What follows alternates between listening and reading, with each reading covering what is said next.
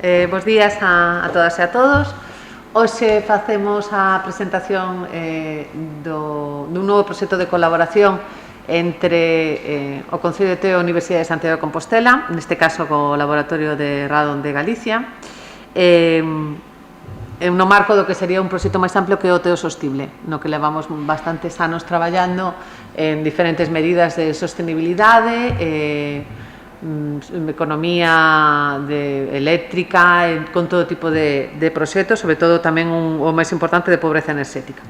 O que se trata esta vez é de presentar un proxecto que levamos xa meses traballando, levamos, ano e pico traballando, que pasa que o proxecto estaba xa para lanzarse xusto antes da COVID, da pandemia do estado de alarma, e agora en circunstancias excepcionais, presentamos igualmente porque entendemos que é un proxecto de interese para a saúde pública dos teenses. Trátase dun estudio, creo que vai ser valorado polos teenses, primeiro, porque nos vai dar unha información sobre o mapa da radon en Teo, e información aos teenses sobre unha situación, sobre un problema que somos todos conscientes, e ademais xa nos lo contará despois Alberto Ruano, que é o membro do laboratorio que vai colaborar con nós e que vai dirixir este proxecto aquí. Un elemento que temos que ter en conta nas nosas vidas, pero que debemos ter a información necesaria e suficiente e non ser nin alarmistas, nin tampouco pensar que non é un problema menor. Cada vez temos máis normativa ao respecto, incluindo este elemento, incluído no Código Técnico de Edificación desde finais do ano pasado, pero sí que é verdade que en Teo estábamos interesados primeiro en saber un pouco máis a situación do noso Concello e, por outro lado, eu creo que é interesante sempre para calquera administración colaborar coa Universidade nun proxecto conxunto deste estilo.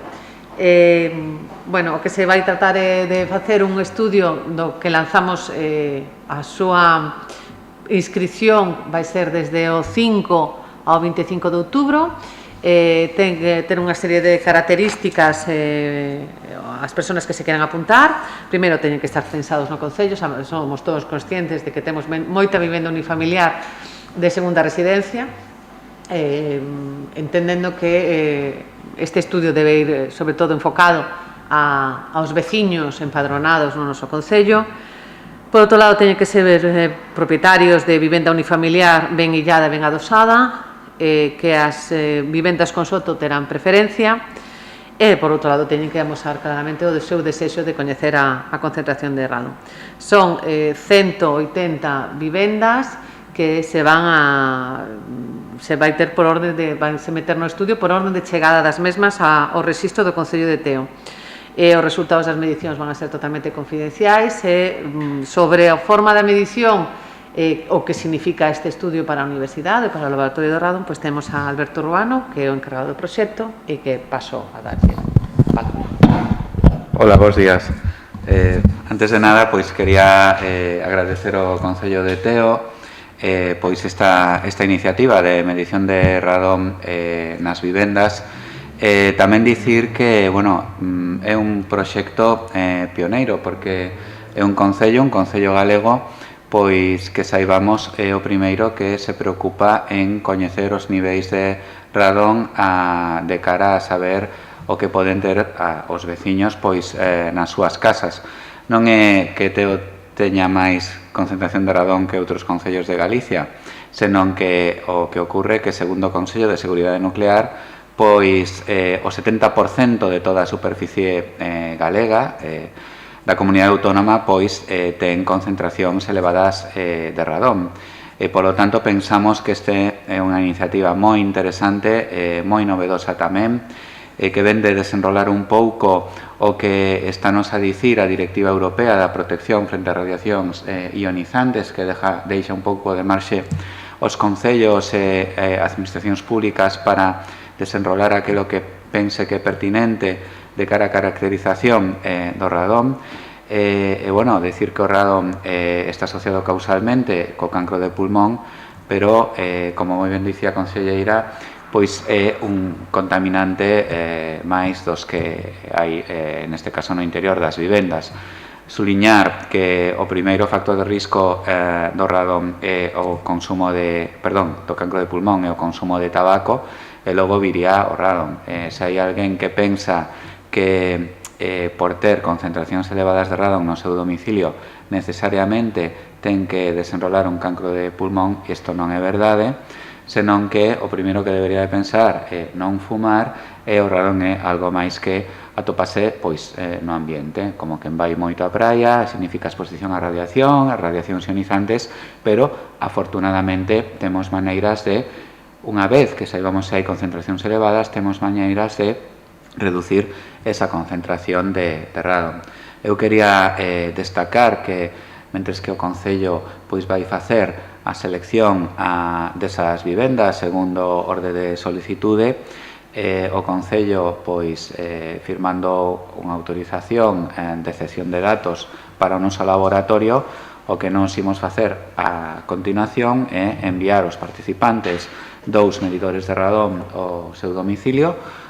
como estos que teño aquí na miña man. Son pequeniños, teñen que estar colocados 3 meses na vivenda,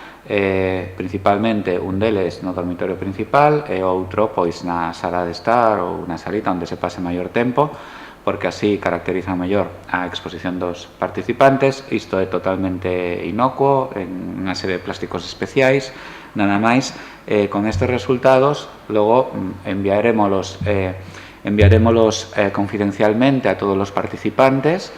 coa concentración de radón, unha serie de indicacións que teñen que seguir, que deberían de seguir no caso de que teñan concentracións elevadas na vivenda, e tamén faremos un mapa un pouquiño máis en detalle do Concello de Teo. Nese mapa que non imos indicar especificamente que domicilio ten que concentración, por razóns de confidencialidade, pero como son bastantes medicións, sí que podemos caracterizar áreas xeográficas determinadas dentro do Concello e que poden axudar a veciñanza tamén, aínda aqueles que non participasen no proxecto, a axudar ou tomar decisións de cara ás súas vivendas. Penso que isto é todo, e nada máis.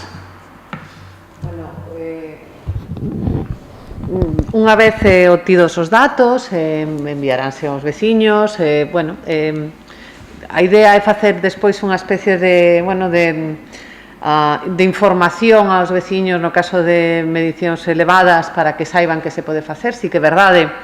que desde hai un tempo, tendo en conta os cambios normativos, por exemplo, na última orde de subvencións de rehabilitación da Xunta de Galicia, o Instituto Galego de Vivenda e Solo, xa temos subvencións para actuacións relacionadas co radón, ademais explícitamente, a parte de facer referencia a outros elementos do Código Técnico, xa fala exactamente do radón, e que ademais que se superen os 300 becquerelios, sí. Co cual eu creo que, o que facemos no Concello de Teo é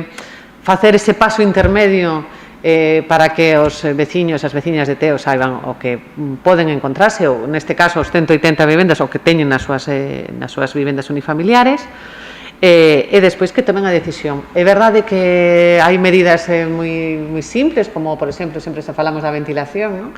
Pero sí que é verdade que temos que ter en conta que, en cambio, na nova edificación, que este estudio non vai a novas edificacións, me refiro ao novo proxecto, os proxectos teñen que incluirse a medidas contra o radón. Agora mesmo, desde decembro deste ano, que entrou en vigor, creo que en principios de 2020, non? A modificación. Publicouse no BOE o novo Código Técnico de Edificación, facendo especificamente por primeira vez mención a evitar a entrada do radón nas vivendas. O 27 de decembro do ano pasado entrou en vigor, por a razón do COVID, precisamente Antonte, co cal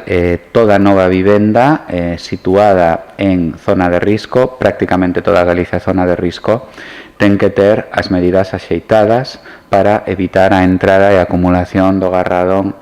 no seu interior. O que ocorre é que, a maioría do parque de vivendas é vivenda xa construída. Tamén afecta esta normativa a remodelación, rehabilitación importante de vivendas xa existentes. Como dicía Uxía, todos os datos que obteñamos do Concello serán expostos públicamente para os veciños que queiran acudir, e tamén poderán formar parte do mapa de radón de Galicia. Actualmente en Galicia temos un mapa de radón moi importante, feito ao longo do tempo, con 4.300 medicións, canta maior caracterización teñamos do territorio galego. En este caso, o que imos facer é un zoom moi importante do Concello de Teo, pois moito mellor. Non sei se hai algunha pregunta. Sí, canto vai durar? Fala de que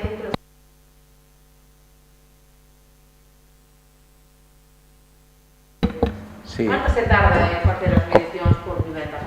Non moito. Unha vez que finalice o plazo de solicitude dos veciños, o Concello a idea que faga a priorización en función da orde de chegada. Se hai moitas máis solicitudes,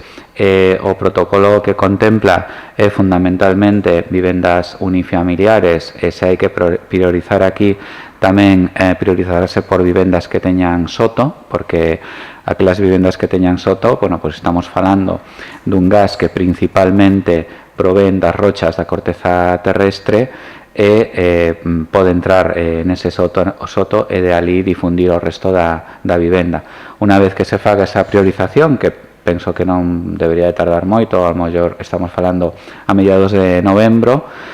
nos teremos os datos dos veciños interesados, enviamos os detectores xunto coa folla de colocación de resultados, un sobre prefranqueado e demais, son colocados, teñen que estar colocados na vivenda un mínimo de 3 meses, poden estar 3 meses ou un pouquiño máis, non pasa nada, o envían os veciños ao noso laboratorio, ali lemos os detectores, enviamos as cartas e xa, pois podemos facer esa presentación pública unha vez que todos os veciños teñan o seu resultado. Eu penso que o mellor o mes de abril, primeiros de maio, pois podemos perfectamente ter xa todos os resultados. Sí que me gustaría destacar que é totalmente de balde para os veciños, quero dicir, o custe de todo o estudio vai sufragar o Concello, por exemplo, cando lle manden a documentación lle va a mandar un sobre prefranqueado, é dicir, cando teñan que mandar de volta ao laboratorio xa non teñen que facer tampouco o envío, co cual, eu creo que máis facilidade que isto